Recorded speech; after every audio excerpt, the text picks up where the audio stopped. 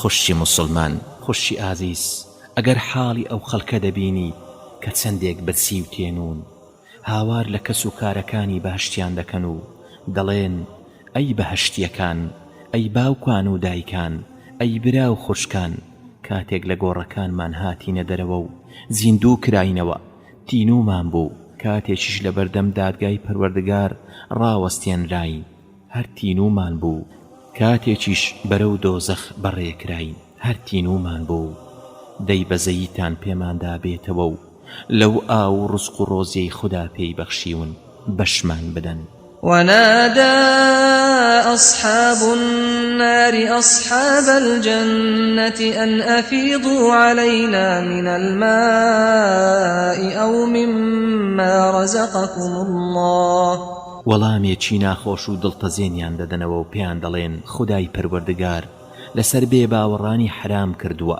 قالوا إن الله حرمهما على الكافرين. ئەو وەڵامە ناخۆشە بێنە پێش چاوت و داوا بکە و لە پەروەردگارت بپاڕێوە کە لەو کەسانە نەبیت یادی ئەو کاتە بکەرەوە کە ئازاردراوانی دۆزەخ دەبینیت کە چۆن ئاگر لاشەیان دەخوات و جوانی و ناسچی ڕووساریان دەسڕێتەوە و ناشیرین و قێزەون و ترسناچی دەکات و تەنها ئێسقانی جەستەیان دەمێنێتەوە و ڕەنگە سپیەکەشی گۆڕاوە بۆ ڕەنجی ڕەش. لەگەڵ هەموو ئەوانەشدا بە کۆت و زنجیر بەستراویتەوە. خوشی مسلمان، ئەوەی باس کرا ئەوەی کە گوێتان لێبوو ئەو کەسانە بوون کە نەیانتوانی بەسەر پردی سیڕاتدا بپەڕنەوە و قولاپەکانی لێواری سیڕات خۆیان لێگیرکردن و ڕێگەیان نەدا ڕزگاریان بێت و سەربەرە و خوار دەکەونە ناو دۆزەخ. پەنا بە خوددا. دەی بێ ئاگا مەبە و بە ملکەتیەوە سەرت بخەرە سەر زەوی و سوپاس و ستایشی خوددا بکە و داوای لێخۆشبوون و لێبوردنی لێ بکە و هێشتا کاتت لەبەر دەستدا ماوە و دەتوانی بگەڕێیتەوە، چونکە پەروەردگار بە سۆز و میهرەبانە و لێخۆشبووی گونەهبارانە. قل يا عبادي الذين أسرفوا على أنفسهم لا تقنطوا من رحمة الله إن الله يغفر الذنوب جميعا إنه هو الغفور الرحيم. واتا أي پیغمبر صلى الله عليه وسلم پیان بڵێ خدا دەفەرمێت ئەی بەندەکانم ئەوانەی کە خۆتان گونەهبار کردووە و هەڵەتان زۆرە نائومێد مەبن لە ڕەحمەتی خوددا، چونکە بەڕاستی ئەگەر ئێوە تەوبەی ڕاست و دروست بکەن خوددا لە هەموو گوناه و هەڵەکانتان خۆش دەبێت، چونکە بێگومان ئەو خودایە زۆر لێخۆشبوو لێبوردەیە و زۆر بەسۆز و میهرەبانیشە.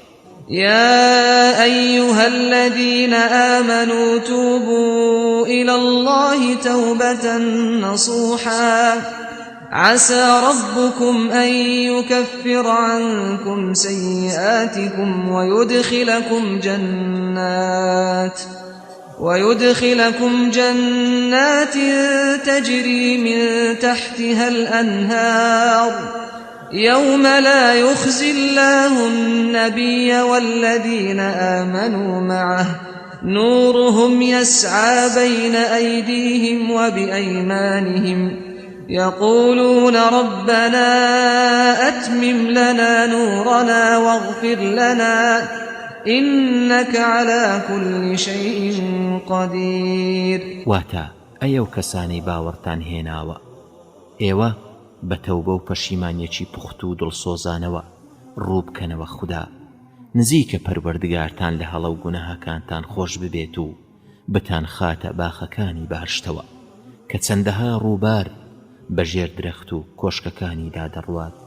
ڕۆژێک دێت کە خوددا پێغەمبەر و ئەوانەی کە لە خزمەتیدان خەجاڵەت و شەرمەزار ناکات نور و ڕووناچیان دەدرەوشێتەوە و لە بەردەم و لای ڕاستیانەوە دێت و دەچێت و دەڵێن پەروەردگار ئەم نور و ڕووناچیمان بۆ زیاد بکە و لێمان خۆش ببە چونکە بەڕاستی تۆ دەسەڵاتت بەسەر هەموو شتێکدا هەیە.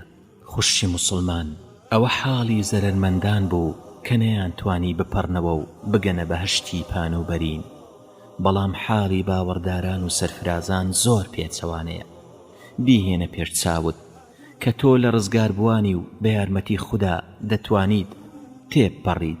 بەڵێ دەتوانیت، یاوە خود توانات هەیە کە بپەڕیتەوە، چونکە لە دنیادا ئافرەتێکی چاکەکار و خوددا پەرست بوویت و زیاتر خەمی دوا ڕۆژت بوو نەک ژیانی بڕاوەی دنیا. بیر بکەرەوە، سوپاس بۆ خوددا ئەوە بەسەر پردی سیڕاتدا تێدەپەڕیت. ڕووناچیەک لە پێشتەوە هاوڵیت دەکات و ڕێگەت بۆ ڕووناک دەکاتەوە و بەدەستی ڕاستیشت پیانوسی کردارەکانت وەرگرتووە. ڕوخسارت سپی و پاک و درەوشاوەیە و لەگەڵ ئافرەتانی دنیا نەویست و پاکداوێن و خۆپارێزاندا پۆل پۆل کەوتوویتە ڕێ و فریشتەکانیش هاوار دەکەن و دەڵێن خودایە، خودایە بیان پارێزە و سەلامەتیان بکە، خودایە بیان پارێزە و سەلامەتیان بکە. لەگەڵ ئەوەشدا ترس و لەرز دڵی تۆ و ئەو ئیماندارانە جێناهێڵێت خێرایی ڕۆیشتنت بە پێی تاوان و گوناهەکانتە هەنگاو بە هەنگاو دەڕۆیت هەتا دەگەیتە کۆتایی. قاچێکت لەسەر پردی سیڕات داماوە و قاچەکەی ترت تێپەڕیوە، بەڵام لەمپەرێکت لە پێشە لە نێوان خۆشی بۆ ڕزگاربوون و ترسان لە کەوتنە خوارەوە بۆ ناو دۆزەخ دایت و بڵێسەی ئاگری دۆزەخیش ناڵە و نرکەی دێت. پاشان قاچەکەی تریشت ڕزگاری دەبێت و لەسەر ئەو لەمپەرە ڕادەوەستیت و سەیری دواوە و پردی سیڕات دەکەیت، سەیری کەسەکانی سەرپردەکە دەکەیت، سەیری ئەوانە دەکەیت کە قاچەکانیان دەخزێت و دەکەونە خوارەوە. ئەوسا زۆر سوپاسگوزاری بۆ پەروەردگارت دەردەبڕیت و دەزانیت کە لە چ مەترسێک ڕزگاری کردویت. فمن زحزح عن النار وأدخل الجنة فقد فاز وما الحياة الدنيا إلا متاع الغرور.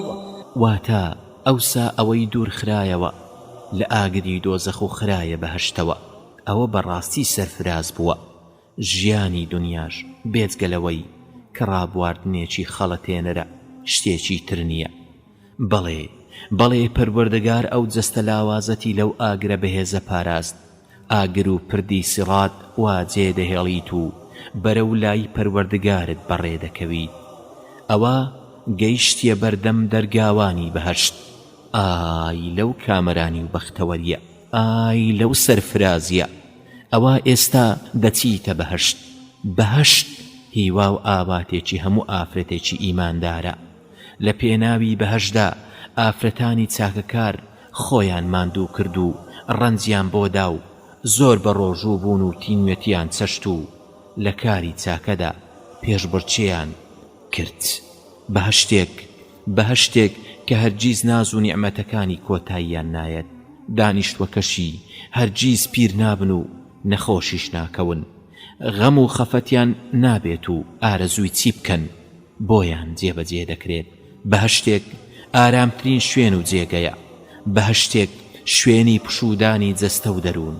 بەهشتێک سەقفەکەی عەرشی پەروەردگارە و زەویەکەشی میسک و گوڵ و گوڵزار و ڕەیحانەیە. ئیبن القەییم الجەوزی ڕەحمەتی خودای لێبێت دەفەرمێت ئەگەر لە دارەکانی بەهشت پرسیار دەکەیت ئەوە قەدی دارەکانی بریتیە لە زێڕ و زیو. ئەگەر پرسیار دەربارەی میوەکانی بەهشت دەکەیت ئەوە لە ڕۆن و کەرە نەرمترن و لە هەنجوینی شیرینترن.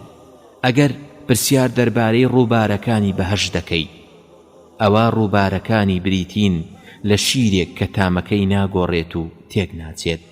هەروەها کۆمەڵە ڕووبارێک لە هەنجوینی پوختەکرا و کۆمەڵە ڕووبارێک لە شەرابی خۆش و بەتام. ئەگەر پرسیار دەربارەی خواردنی بەهشت دەکەیت ئەوە خواردنەکانی ئەو میوانن کە ئارەزویان دەکەیت و هەڵیان دەبژێریت. هەروەها گۆشتی ئەو باڵندانەی کە حەزیان لێ دەکەیت. خواردنەوەکانیشی بریتین لە زەنجەفیل و کافور. ئەگەر پرسیار لە قاپ و قاچاغی بەهشت دەکەیت ئەوە بریتیە لە قاپ و قاچاغی لە زێڕ و زیو دروست کراو. ئەگەر پرسیار لە سێبەری بەهشت دەکەیت ئەوا سێبەری تەنها دارێک سوار چاچێک بە سواری و بە خێرایی بە 100 ساڵ دەتوانێت بیبڕێت و بگاتە ئەو سەری. ئەگەر پرسیار دەربارەی فراوانی دەکەیت ئەوا بە وێنەی فراوانی نێوان ئاسمانەکان و زەویە و کەمترین مڵک و ماڵی هەر کەسێک بە درێژایی 2000 ساڵە ڕێ و تەنها ڕەشماڵێک لە ڕەشماڵەکانی بەهەشت درێژیەکەی 60 میلە و بە گەوهەر و مرواری ڕازاوەتەوە. ئەگەر پرسیار دەربارەی جلوبەرجی دانیشتوانەکەی دەکەی ئەوا جلوبەرجیان بریتیە لە حەریر و ئاوریشم. ئەگەر پرسیار دەربارەی ڕوخساریشیان دەکەیت ئەوا ڕوخساریان هاوشێوەی مانجی چواردەیە و تەمەنیشیان 33 ساڵە و لە شێوەی بەژن و باڵای باوکە ئادەمدان سەلامی خوای لێبێت. لەو بەهەشتە خۆشەدا گوێبیستی فریشتەکان و پێغەمبەران دەبن، لەمەش خۆشتر گوێبیستی پەروەردگاریان دەبن. ئافرەتە بەهەشتیەکانی هاوشێوەی تۆی ئازیز دوورن لە دووجیانبوون و منداڵبوون و دوورن لە سووڕی مانگانە و هەموو جۆرە پیسی و بۆنێکی ناخۆش و هەرگیز پیر نابن و جلوبەرگەکانیشان هەرگیز نادڕێن و کۆن نابن. ئەگەر پرسیاریش لە خۆشترین ڕۆژی باشتیەکان دەکەی ئەوە ئەو ڕۆژەیە کە بە دیداری پەروەردگاریان شاد دەبن، ئەو ڕۆژەی کە بانگ دەرێک بانگ دەکات و دەڵێت بەڵێ ئەو ڕۆژەی کە بانگ دەرێک بانگ دەکات و دەڵێت ئەی بەهەشتیەکان پەروەردگارتان داواتان دەکات بۆ ئەوەی زیارەتی بکەن. ئەوانیش دەڵێن گوێڕایەڵی پەروەردگارین و دەڕۆن بەرەو لای پەروەردگاریان. شوێن و جێگەی زۆر ڕازاوە و بەرزیان بۆ ئامادە دەکرێت. شوێن و جێگەی لە ڕووناچی دروستکراو، لە مەرجان و لە لؤلؤ دروستکراو، بەڵێ لە مەرجان و لە لؤلؤ دروستکراو، لە زێڕ و زیو دروستکراو. کەمترین کەس لەو بەهەشتیانە لەسەر میسکدا دەنیشێت و وا دەبینن کەس لەوان زیاتری پێ نەبەخشراوە. پاشان هەمویان لە شوێن و جێگەکەی بۆیان ئامادەکراوە. دادەنیشن و بانگ دەرێک بانگ دەکات و دەڵێت ئەی خەڵکانی بەهەشت، ئەی خەڵکانی بەهەشت، ئێوە لەگەڵ پەروەردگارتاندا پەیمانێکتان هەیە و پەروەردگار دەیەوێت پەیمانەکەتان بۆ بەدی بێنێت. بەهەشتیەکانیش دەڵێن ئەو پەیمانە چییە؟ ئایا ڕوخساری سپی نەکردین؟ ئایا تەرازوی چاکەکانی قورس نەکردین؟ ئایا بەهەشتی پێ نەبەخشین؟ ئایا لە ئاگری دۆزەخ ڕزگاری نەکردین؟ ئەمان لەم قسانەدا دەبن. ڕووناچیەک دەردەکەوێت، ئەو بەهەشتە ڕازاوە و جوانە ڕووناک دەکاتەوە. کاتێک سەریان بەرز دەکەنەوە پەروەردگار دەفەرمێت ئەی بەهەشتیەکان سڵاوتان لێبێت، ئەی بەهەشتیەکان سڵاوتان لێبێت. ئەوانیش دەڵێن اللهم أنت السلام ومنك السلام تباركت يا ذا الجلال والإكرام. پاشان پەروەردگار خۆی نیشانیان دەدات، خۆی نیشانیان دەدات. خوشی مسلمان، ئەمە گەشتی ژیانی دنیای تۆیە. کۆتاییەکەشی یان بەهەشتی نەبڕاوەیە یان دۆزەخی سووتێنەرە. ئایا ئێستا کاتی ئەوە نەهاتووە کەمێک بوەستیت بۆ ئەوەی ڕێگەی گەیشتن بەو بەهەشتە بناسیت و شارەزابیت؟ ئایا ئێستا کاتی ئەوە نەهاتووە کە گوێ لە کۆمەڵە ئامۆژگاریەک بگریت کە ژیانی دنیا و دوا ڕۆژیشت پڕشنگدار و بەختەوەر دەکات؟ دەی گوێ بگرە و بکەوە ڕێ بۆ ئەوەی لە کۆتاییدا سەربەرز و سەرفراز بیت؟ بەڵێ خوشی مسلمان، بۆ ئەوەی بتوانیت چاکسازی لە خۆتدا ئەنجام بدەیت و دەرونی خۆت چاک بکەیت، بە دوای هەڵە و کەم و کوڕیەکانتدا بگەڕێ. سەرەتا دەبێت کەم و کوڕی و هەڵە و تاوانەکانت بناسیت. لەبەر ئەوە یەکەمین شتێک کە دەمەوێت پێتی ڕابگەێنم ئەوەیە کە گەورەترین شتێک لە دنیادا بریتیە لەوەی کە هەست بکەیت. پەروەردگارت لێت ڕازیە، بەڵام بەداخەوە زۆر جار بیرت دەچێت بزانیت پەروەردگارت لێت ڕازیە یان نا. ئەمیش بەهۆی ئەنجامدانی زۆری تاوان و گوناهەکانتەوەیە، بەهۆی زۆری کەم و کوڕیەکانتەوەیە، بەهۆی سەرقاڵی و ڕاکردنتە بە دوای ئارەزوەکانتدا. بە دڵنیاییەوە تۆی ئازیز زۆر پێویستیت بەوە هەیە هەڵوەستەیەک لەگەڵ دەرونی خۆتدا بکەیت و بزانیت گرفت و کەم و کوڕیەکانت چین و بۆچی ئاوا بە ئاسانی گوناه و تاوانەکانت زاڵ بوون بەسەرتدا؟ ئەی چۆن دەتوانی سەرکەوتوو بیت و وازیان لێ بهێنیت؟ بەردەوام تۆ دەپرسیت کوا کەم و کوڕی و گوناه و تاوانەکانم؟ ئایا من کەم و کوڕی و هەڵە و تاوانم هەیە؟ مرۆڤ زۆربەی جار تەنها چاکەکانی خۆی دەبینێت و بە دوای هەڵە و کەم و کوڕیەکانی خەڵکیدا دەگەڕێت و چاوی هەڵە و پەڵەی خەڵکی دەبینێت، بەڵام ئەوانەی خۆی نا. زۆر جاری وا هەیە ئەگەر بە دڵسۆزیەوە هەندێک لە کەم و کوڕیەکان بخەیتە پێش چاوی کەسێک و بیری بێنیتەوە کەچی تووڕە دەبێت و پێی ناخۆشە، لەگەڵ ئەوەشدا کە باسی هەندێک ڕەوشت و کردداری چاک بکەیت کە تێیدا نییە و ئەنجامیشی نەداوە کەچی زۆر پێی دڵخۆش دەبێت. بۆ ئەوەی ڕزگارت بێت لەو کۆت و بەندی گوناه و تاوانە دەبێت بگەڕێیت و بەڵێ دەبێت بگەڕێیت و نەخۆشیەکانی دڵ و دەروونت بدۆزیتەوە و چارەسەریان بکەیت. پێویستیشە زۆر ڕازگۆیانە بگەڕێیت و چاویان لە ئاستا دانەخەیت. بەڵام کێشەکە لەوەدایە ئایا تۆ کام کردارانە بە هەڵە و گوناه دەزانیت؟ یاخود ئەو کردارانەی کە بەڕاستی و لە تەرازووی بەرنامەی پەروەردگاردا قەدەغە کراوە لای تۆش وایە و گوێڕایەلیت؟ زۆر جاریش کۆمەڵە کردار و ڕەفتارێک لە دووری چاوی خەڵکی ئەنجام دەدەیت و شەرم دەکەیت ئەگەر خەڵکی بتبینن، بەڵام شەرم لە پەروەردگارت ناکەیت. خوشی ئازیز، هەڵە و پەڵەکانی دەروون زۆرن، لەوانە ئیرەیی، ڕووپامایی، حەسکردن بەناوبانگ، بێ ئاگایی، خۆ بە گەورەزانین، بە خۆنازین، خۆشەویستی دنیا، خۆگرتن بەسەر پێچی و بێفەرمانی پەروەردگار، شوێنکەوتنی ئارەزوو، خێرایی و زوو تووڕەبوون و گوناه و تاوانێک کە بەر نەفرینی پەروەردگار بکەوی. دەزانی بە نەفرین بوون مانای چییە؟ واتە دەرچوون و دوورکەوتنەوە لە ڕەحم و بەزەیی پەروەردگار. ئەو ڕەحم و بەزەیی کە لە هەموو شتێک فراوانترە، واتە دوورکەوتنەوە لە ئاسوودەیی و ئارامی و بەسەربردنی ژیان لە ژێر سێبەری ترس و ڕقی پەروەردگاردا.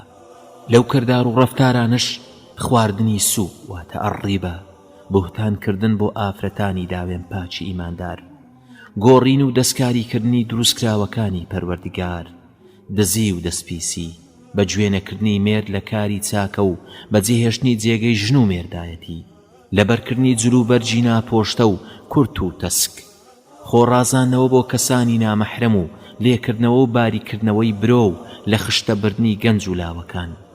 ئێستاکە هەندێک لە کەم و کوڕی و گوناه و تاوانەکانی دەرونی خۆت زانی؟ دەی سەیر بکە و بگەڕێ بە دوای چارەسەری ئەو نەخۆشی و کەم و کوڕیانەتدا کە لە بەرامبەر ئارەزوەکانتدا زۆر لاوازیان کردووی. دڵنیاش بە پەروەردگار هیچ نەخۆشیەکی دانە بەزاندووە کە چارەسەر و دەرمانیشی بۆ دانە نابێت. ئەوەی گرفتاری سەرپێچیە چارەسەرەکەی ملکەچی و بەندایەتی کردنە بۆ پەروەردگار، ئەوەی لە غەفڵەت و بێ ئاگاییدا هەڵسان و بە ئاگا هاتنەوە چارەسەرن بۆی، ئەوەی تووشی تەمبەڵی و بەفیڕۆدانی کاتە بە نرخەکانی تەمەنی بووە، ئەوە چارەسەرەکەی بریتیە لەوەی کە کاتەکانی لە کار و کردەوەی چاکدا بەسەر بەرێت و تەمبەڵی وەلانێت. دەی خوشکەکەم، دەی خوشکە دڵسۆزەکەم، خێراکە و سەیری کەم و کوڕیەکانت بکە و خەریشی چارەسەریان بە و خۆت مەشغوڵ مەکە بە کەم و کوڕیەکانی خەڵکیەوە. خوشی موسڵمان، هاتنی مردن و ڕوبەڕووبوونەوەی مەرگ ڕووداوێکی حتمیە و دەبێت هەر ببێت. ئەو ڕوبەڕووبوونەوەش بە سەرکەوتنی مردن کۆتایی پێدێت. دڵنیاش بە دەرگای نەمری و مانەوە لە دنیادا بەڕووی هەموو کەسێکدا داخراوە و کارێکی بڕیار لەسەر دراویشە. ئەیەو کەسەی گوناه و تاوانەکان لە ژمارە نایەن، ئەیەو کەسەی چەندان جار لە دەرگای پەشیمانی و گەڕانەوەتدا و پاشان دووبارە دەستت پێکردەوە.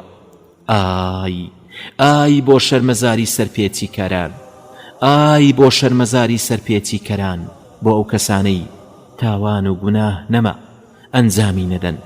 ئای بۆ چارە ڕەشی ستەمکاران، ئەبێت چی بکەن کاتێک ئەندامەکانی جەستەیان شایەدیان لەسەر دەدەن، ئەو کاتەی زمانیان ئەبەسترێت و سەری زەریریان شۆڕ دەکەن. خوشی موسڵمان، بیر لە سەرنجامی تاوانەکانت بکەرەوە، ئاگاداری ئەنجامی هەڵەکانت بە و بشزانە چارەنووست بەچی دەگات.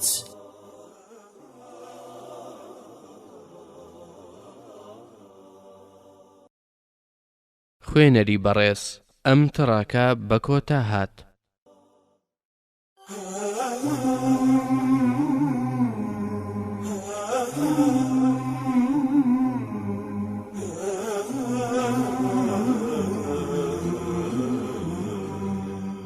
خوشی مسلمان لە خودای پەروەردگار بترسە.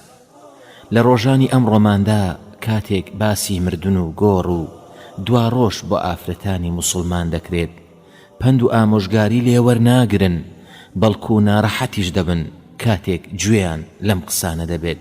زۆرێک لە ئافرەتان دنیا بۆ بە هەموو غەم و ئارەزویەکیان و لە بەدەستێنان و شارەزایی لە ڕازانەوەی ماڵدا هەموو زانیاریەک بەدەستدێنن، بەڵام ژیانی دوا ڕۆژ و بەهشتی بۆ دەدۆڕێنن. ئافرەتانی پێش و پێشبڕچێیان دەکرد بۆ خوداپەرستی و چاکەخوازی، بۆ بەدەستێنانی زانست و کارکردن بەو زانستە.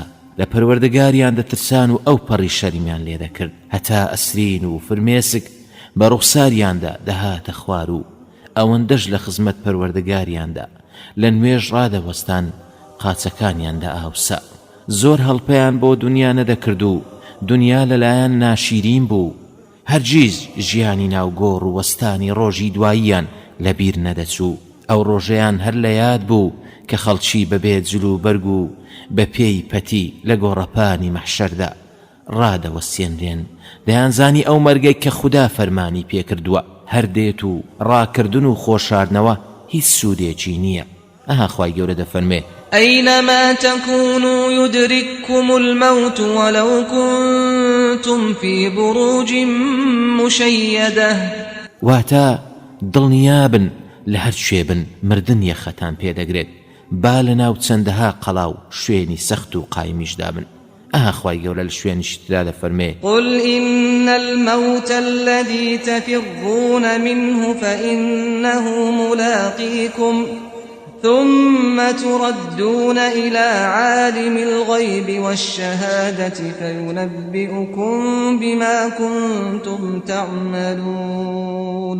واتا پێیان بڵێ ئەی پێغەمبەری خوددا صلی الله عليه وسلم، بەڕاستی ئەو مردنەی کە ڕادەکەن لە دەستی هەر یەخەتان پێدەگرێت، لەوە دوایش دەگەڕێنرێنەوە بۆ لای کەسێک کە زانایە بەنهێنی و ئاشکرا، ئەوسا ئاگادارتان دەکات بەوەی کە دەتان کرد.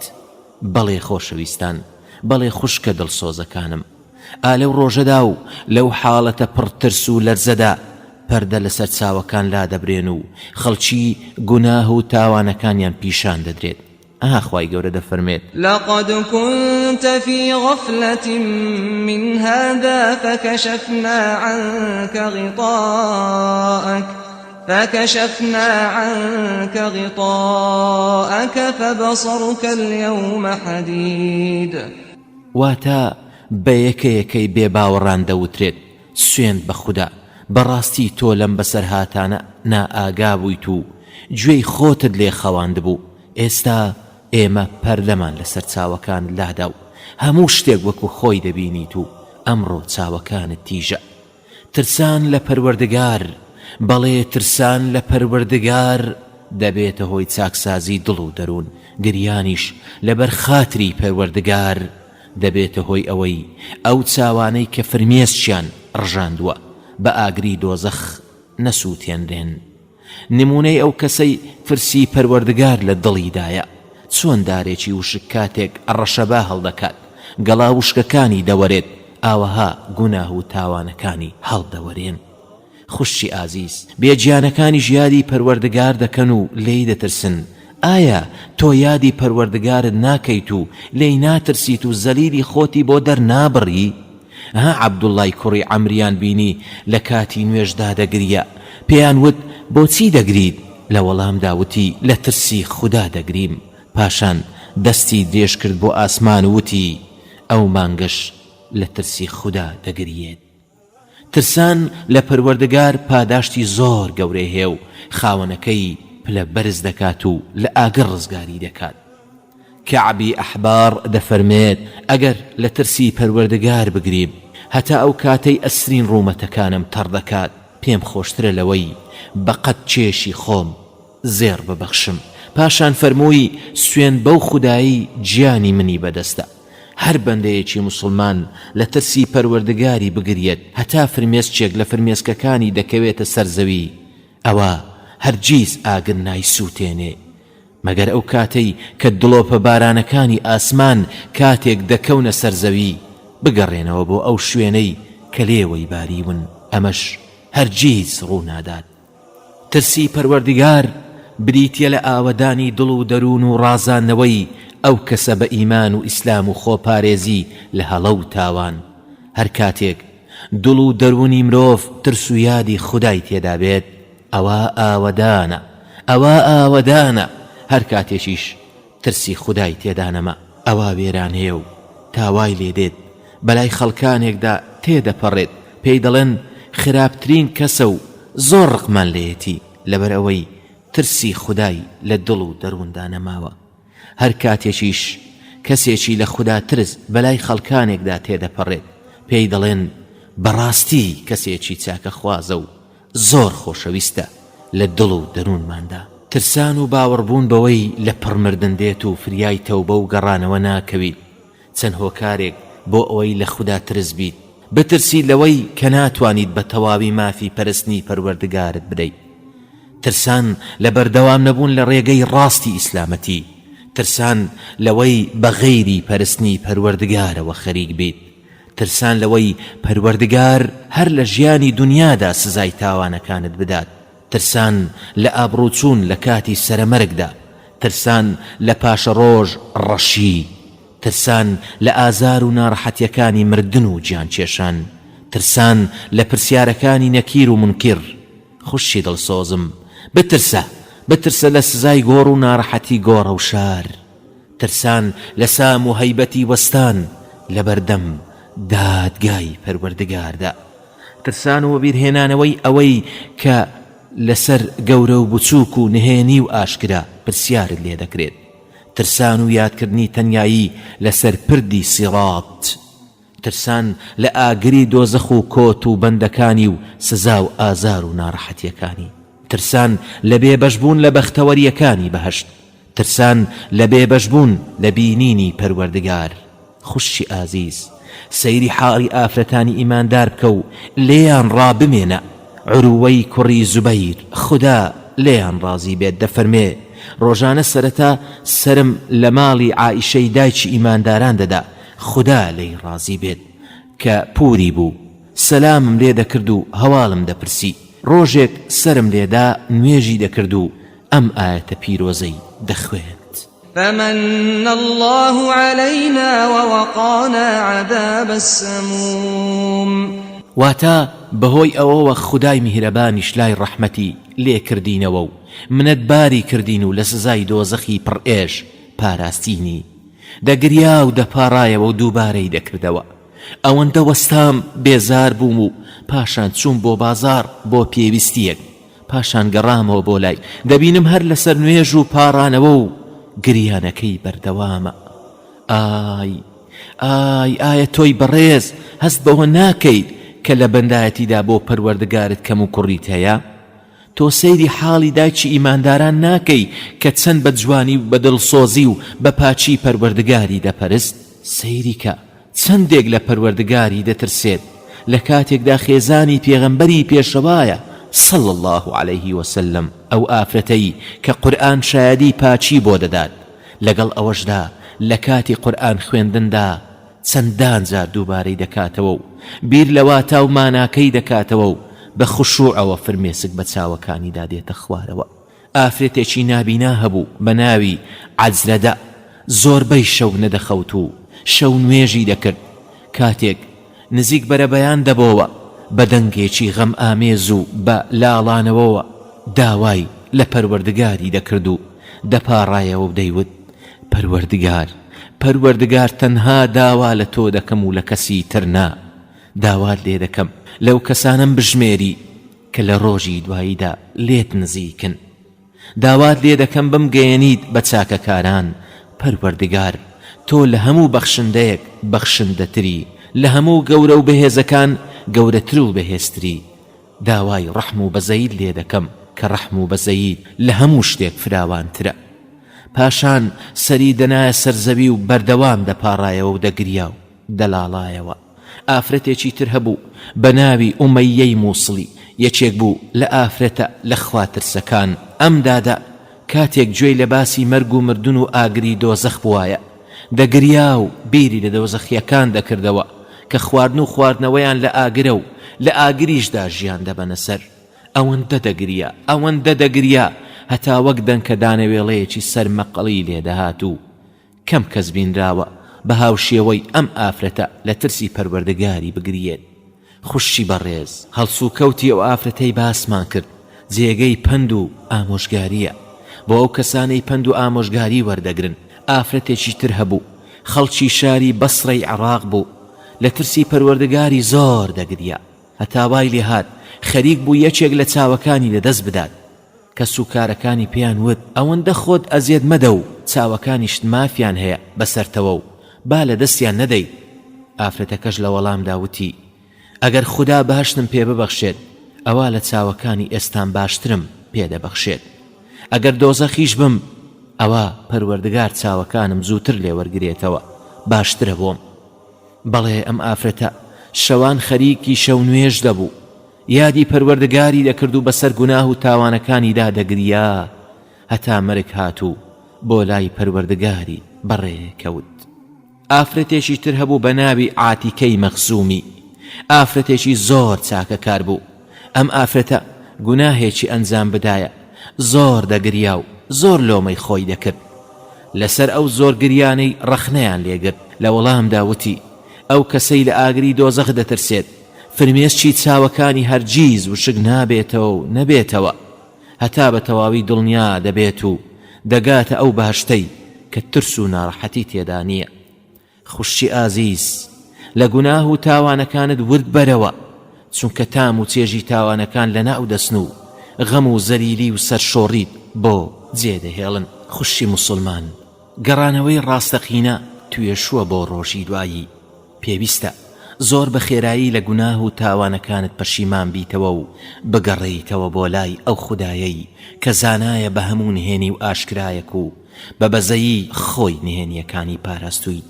گەڕانەوەی ڕاستەقینە بۆ لای پەروەردگار توێشووی چاکەکارانە و سەروەت و سامانێکی گەورەشە بۆ دنیا و بۆ ڕۆژی دواییش. بەگەڕانەوە و پەشیمانی ڕاستەقینەش نەبێت لە ڕۆژی دواییدا ڕزگارت نابێت. ئەم گەڕانەوەیەش پێویستی بەم شتانە هەیە.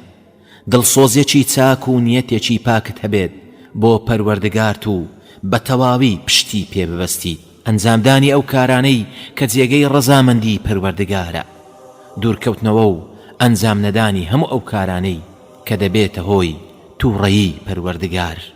خوشی ئازیز، لەم ئاەتە پیرۆزانەی پەروەردگار ورد بەرەوە کە داوای پەشیمانی و گەڕانەوەت لێ دەکەن بۆ لای پەروەردگار. قل يا عبادي الذين أسرفوا على أنفسهم لا تقنطوا من رحمة الله إن الله يغفر الذنوب جميعا إنه هو الغفور الرحيم. واتا أي پیغمبر صلى الله عليه وسلم پیان بڵێ خدا دەفەرمێت ئەی بەندەکانم ئەوانەی خۆتان گونەهبار کردووە و هەڵەتان زۆرە، نائومێد مەبن لە ڕەحمەتی خوددا، چونکە بێگومان ئەو خودایە زۆر لێخۆش بوو لێبوردەیە و زۆر بەسۆز و میهرەبانیشە. لە ئاەتێکی ترە دەفەرمێ وهو الذي يقبل التوبة عن عباده ويعفو عن السيئات ويعلم ما تفعلون. واتا خدا ئەو زاتەیە کە پەشیمانی و تەوبە لە بەندەکانی وەردەگرێت، چاوپۆشیش دەکات لە هەڵە و گوناهەکانیان، بەو کار و کردەوانش کە ئەنجامی دەدەن دەزانێت و بە ئاگایە.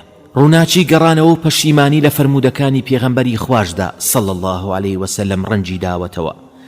هەروەک دەفەرمێت ئەی مرۆڤەکان بگەڕێنەوە بۆ لای پەروەردگار و داوای لێخۆشبوونی لێ بکەن، بە دڵنیاییەوە من ڕۆژانە 100 جار داوای لێخۆشبوون و گەڕانەوە بۆ لای پەروەردگار دەکەم. بزانەوە پێغەمبەری خودایە صلی الله عليه وسلم کە لە هەموو گوناه و تاوانێکی پارێزراوە و پەروەردگار لە گوناه و تاوانی پێش و دواییشی خۆش بووە، کەچی ڕۆژانە 100 جار داوای گەڕانەوە و لێخۆشبوون لە پەروەردگاری دەکات. ئەی تۆ ڕۆژانە چەند جار داوای لێخۆشبوون لە پەروەردگارت دەکەی؟ خۆزگە ڕۆژی تەنها 10 جار، بەڵکو تەنها جارێک داوای لێخۆشبوونێکی ڕاستەقینەت لە پەروەردگارت بکردایە و بگەڕایتایەوە بۆ لای خودای گەورە. خوشی بەڕێز، مافەکانی پەروەردگار زۆر لەوە گەورەترن کە من و تۆ پێیان هەستین و جێبەجێیان بکەین و مافی خۆی پێ بدەین. لەبەرەوە پێویستە بەیانیان و ئێواران بە گەڕانەوە و داوای لێخۆشبوون بۆ پەروەردگار بەسەربەرین. بیهێنە پێش چاوت و خەیاڵی ئەوە بکە کە بە هەموو هیوا و ئاواتەکانی ژیانی دنیا گەیشتی، ئەوەی ویستت دەستت کەوت، پاشان لە کتوب پڕێکدا بەبێ سوود هەموویت لە دەستدا. بە دڵنیاییەوە چاوەکانت پڕ لە ئەسرین دەبێت و غەم و خەفەت ڕووسارت دادەپۆشن و پەنجەی پەشیمانی دەگەزیت. ئەی ئەگەر ئەو لە دەستچوونی تەمەنت بێت، ئەو تەمەنەی کە لە گەوهەر و مرواری بەنرخترە و بە هیچ شتێک بەراورد ناکرێت، تەمەنیش لە هەناسەکان پێکاتوە.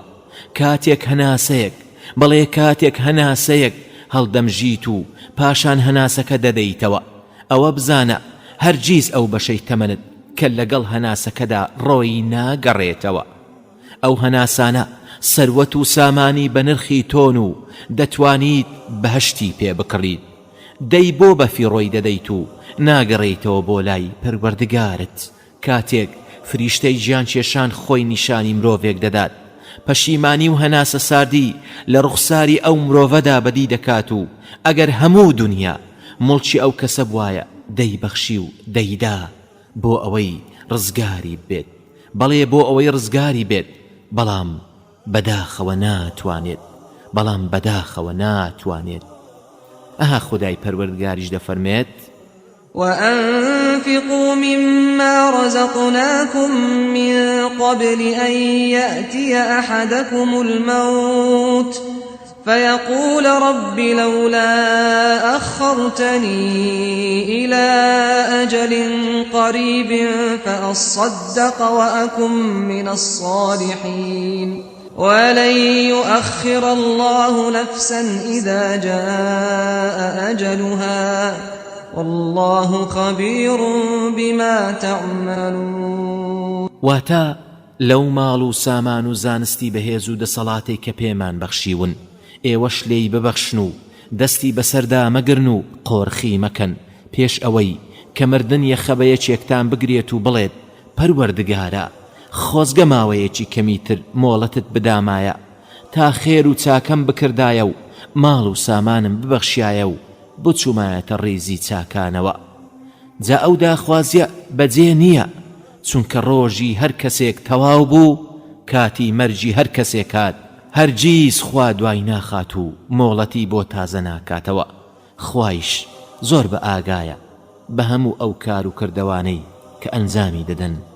داخ و ئەسەف بۆ تۆ، داخ و ئەسەف بۆ خوشی بەڕێزم، کاتێک مردن هات و فریای گەڕانەوە بۆ لای پەروەردگارت نەکەوتیت، فریا نەکەوتی ئەسرینی پەشیمانی هەڵڕێژیت. پەشیمانی بۆ تۆ بۆ ئەو کاتەی فریشتەی گیان کێشان دێت و پەلی دەستت دەگرێت و دەدبات و تۆش هیچ ئامادەکاریەکت تێدا نییە.